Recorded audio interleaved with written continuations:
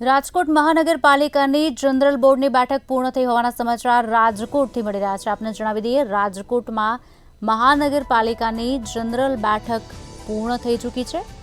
મનપાના standing committee chairman Jaymin ઠાકરે નિવેદન આપ્યું છે। વિપક્ષના નેતા જનરલ બોર્ડમાં અવરોધ પેદા કરે છે। વશરામ સાગઠિયા અવરોધ કરે છે, માટે જનરલ બોર્ડથી તેમને દૂર કરવામાં આવ્યા છે। બોર્ડમાં વિકાસના કામોની પણ ચર્ચા થાય છે, જયમીન ઠાકરનું કહેવું છે। રાજકોટથી આ સમાચાર। ત્યારે વિપક્ષનો પણ અવરોધ અયોગ્ય છે। એક બાદ એક નિવેદન જયમીન ઠાકરના સામે આવી રહ્યા છે। મનપાના સ્ટેન્ડિંગ કમિટી ચેરમેન જયમીન ઠાકરે નિવેદન આપ્યું। મ્યુનિસિપલ કોર્પોરેશનને આજે 51 વર્ષ પૂર્ણ થયા અને 52મા વર્ષમાં આજે રાજકોટ મહાનગરપાલિકાનો જ્યારે પ્રવેશ થઈ રહ્યો છે, ત્યારે આજના શુભ દિવસે રાજકોટ મ્યુનિસિપલ કોર્પોરેશનનું દર 2 મહિને મળતું જનરલ બોર્ડની આજની બેઠક હતી।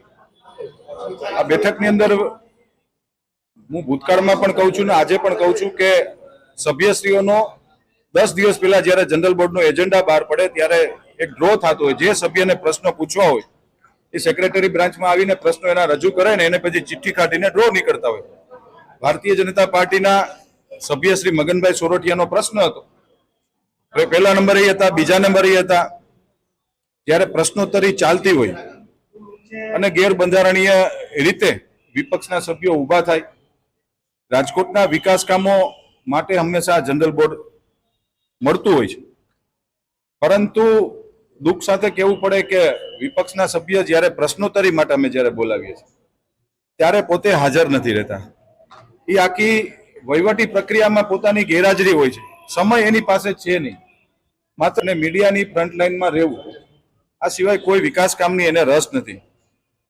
માત્ર એક પેપર ટાઈગરની જેમ વિપક્ષના સભ્ય આવે। દુઃખ સાથે એ પણ કહેવું પડે કે કોંગ્રેસના 4 સભ્યો છે, 4માંથી આજે 2 સભ્યો હાજર રહ્યા હતા। પૂરા સભ્યોનું કોરમ પણ હચવાતું નથી। અને જ્યારે માન્ય કમિશનરશ્રી જ્યારે વિકાસ કામોનો પ્રશ્નનો જ્યારે જવાબ દઈ રહ્યા હતા, પ્રશ્ન પણ ખૂબ સારો હતો, પરંતુ એને રોડા નાખવાના વિકાસ કામો માટે નહીં પણ વ્યક્તિગત પોતાની પ્રસિદ્ધિ કેવી રીતે થાય એના માટેનો આજે એને હોબાળો મચાવ્યો। માનનીય અધ્યક્ષશ્રીની સૂચનાથી એને બહાર કાઢવામાં આવ્યા।